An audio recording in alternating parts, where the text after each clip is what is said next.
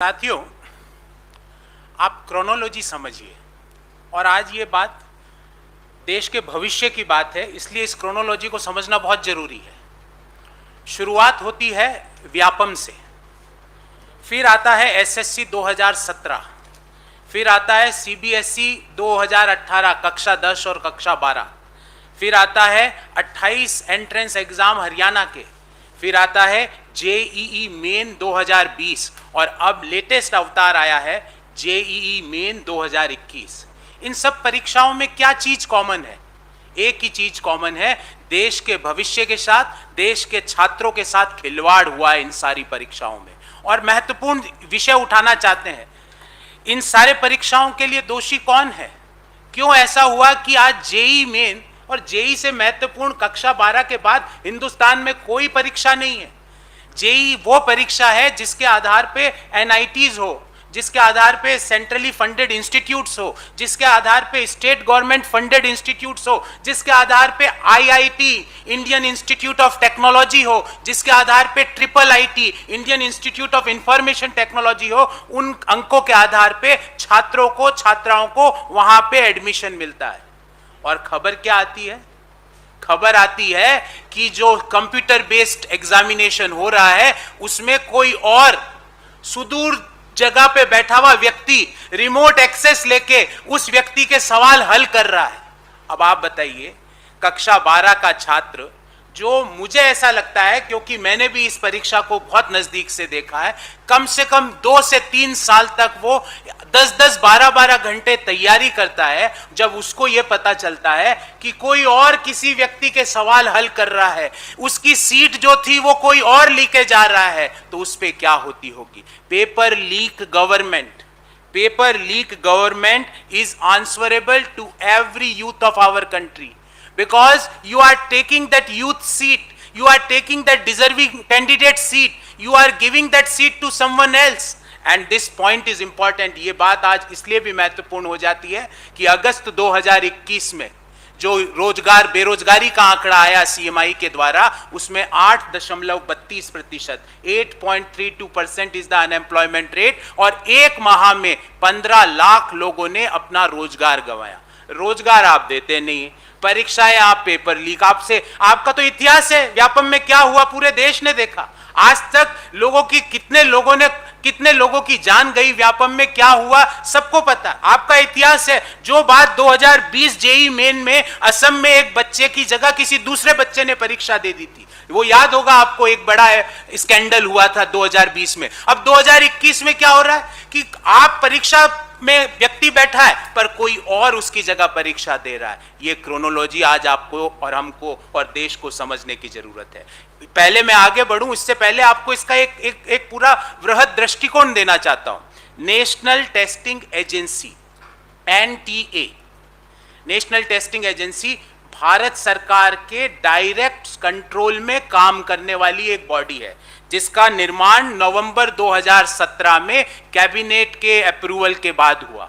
और उसको क्या दायित्व दिया गया कि देश के 12 बड़े एंट्रेंस एग्जाम वो कंडक्ट कराए। और उसकी टेस्टिंग एजेंसी में क्या हुआ था पिछली साल आसाम में एक बच्चा टॉप कर जाता है और बड़ा स्कैंडल हुआ था, आप लोगों को याद होगा। पता चला उसकी जगह किसी और ने परीक्षा दे दी।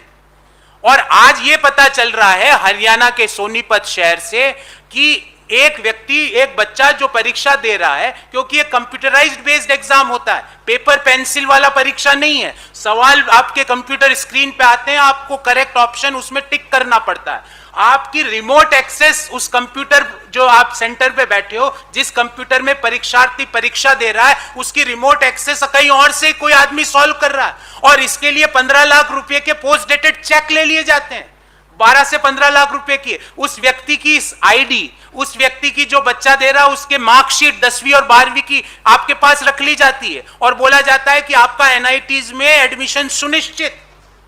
ये आप 2 क्राइम कर रहे हो। नंबर फर्स्ट क्राइम क्या है कि आप एक डिजर्विंग कैंडिडेट की सीट खा रहे हो, और नंबर 2 क्राइम क्या है कि आप एक जो मोस्ट प्रेस्टिजियस, मैं व्यक्तिगत रूप से मानता हूं कि कक्षा 12 के बाद हिंदुस्तान में आईआईटी जेईई से प्रेस्टिजियस कोई एग्जाम नहीं है। उस मोस्ट प्रेस्टिजियस परीक्षा में पिछले 70 साल में ऐसा नहीं हुआ माननीय प्रधानमंत्री जी।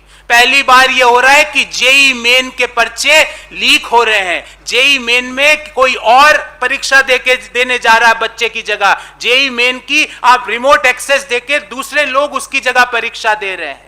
ध्यान रहे, मैं आपको बताना चाहता हूं, आईआईटी जेईई मेन साल में 4 दफा होती है और 22 लाख लोग इसमें बच्चे रजिस्टर्ड एप्लीकेंट है। छोटा नंबर नहीं है। और 4 में से जो बेस्ट आपका अंक है उसको वो ले लिया जाता है और उसके आधार पे जेईई एडवांस होता है। जेईई एडवांस के आधार पे फाइनल मेरिट लिस्ट बनती है सिर्फ आईआईटी की। पर जेईई मेन जिसकी हम बात कर रहे हैं वो एनआईटीज के लिए वो फाइनल है, वो स्टेट फंडेड इंस्टीट्यूट्स के लिए वो फाइनल है, वो सेंट्रली स्पॉन्सर्ड एजुकेशनल इंस्टीट्यूट्स के लिए फाइनल है। मतलब आपको एनआईटी जयपुर या एनआईटी जमशेदपुर में अगर एडमिशन चाहिए तो वो जेईई मेन के आधार पे ही होता है और जेईई मेन के आधार पे ही जेईई एडवांस का मेरिट लिस्ट आती है और जेईई एडवांस के आधार पे आईआईटी का एडमिशन होता है। जो परीक्षा 26 अगस्त, 27 अगस्त, 31 अगस्त, 1 सितंबर और 2 सितंबर को जेईई मेन की परीक्षा संपन्न हुई, उसमें पाया गया कि एक कंपनी, और उस कंपनी का नाम भी मैं आपको बताना चाहूंगा, उस कंपनी का नाम है मैं आपको बताता हूं, उस एक कंपनी के एफिनिटी एजुकेशन प्राइवेट लिमिटेड, उसके डायरेक्टर, उसके एम्प्लॉइज क्या कर रहे थे ये लोग काम? ये कह रहे थे छात्रों को कोई जरूरत नहीं है पढ़ने की, आप जाके बैठो कंप्यूटर के सामने, हम आपको रिमोट एक्सेस दे देंगे। कोई और, मतलब जैसे आपके कंप्यूटर स्क्रीन पे कोई और परीक्षा के सवाल भी पढ़ रहा है और उत्तर भी क्लिक कर रहा है, उसको बस बैठना है। ये मामला सामने आता है तो क्या पूरी परीक्षा प्रणाली पर एक सवाल चिन्ह उत्पन्न नहीं हो जाता?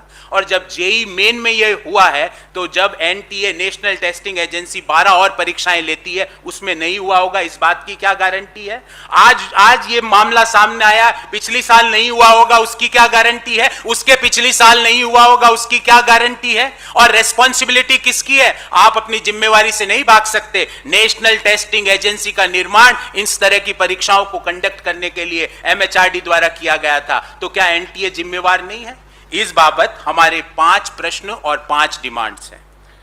हाउ, कैसे एक स्टूडेंट को एंश्योर किया जाए कि वो जो परीक्षा दे रहा है वो बिना मैनिपुलेशन के हैं, वो बिना किसी फ्रॉड के हैं, कैसे उसमें वो फीलिंग को रिस्टोर किया जाए? सरकार इसका जवाब दे। हमारा दूसरा सवाल है, जब most prestigious exam like JEE joint entrance exam for IITs and NITs में जब इस तरह की बातें आ रही है तो हम भविष्य के किस तरह के प्रोफेशनल देश को देना चाहते हैं?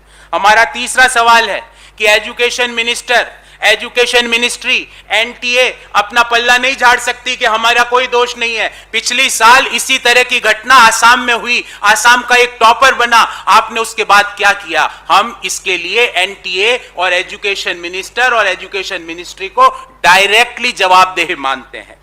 हमारा चौथा प्रश्न है, 22 लाख लोग बच्चे जब जेईई मेन दे रहे हैं, आप कैसे इंश्योर करोगे कि ट्रांसपेरेंट एग्जाम उनका हो रहा है, फेयर एग्जाम उनका हो रहा है, बिना किसी मैनिपुलेशन का एग्जाम हो रहा है? इसको आप कैसे इंश्योर करोगे? और अंत में हम चाहते हैं कि सिटिंग सुप्रीम कोर्ट के जज की अध्यक्षता में एक इंक्वायरी कमेटी बैठे और पता लगाए, क्योंकि ये व्यापम वाले लोग हैं, इनकी रग रग में लीकेज है, इनकी रग रग में चीजों परीक्षाओं में धांधली करना है, तो सुप्रीम कोर्ट के सिटिंग जज की अध्यक्षता में एक समिति बने और पिछले 7 सालों में, 7 इयर्स, पिछले 7 सालों में जो भी प्रमुख एंट्रेंस एग्जाम हुए हैं उनकी जांच हो और पता लगाए कि कौन कौन से लोग, कौन कौन सी मिनिस्ट्रीज, कौन कौन से मिनिस्टर से एसोसिएट लोग इन चीजों में लिप्त थे और क्यों लोग हिंदुस्तान के बच्चों के साथ खिलवाड़ हुआ।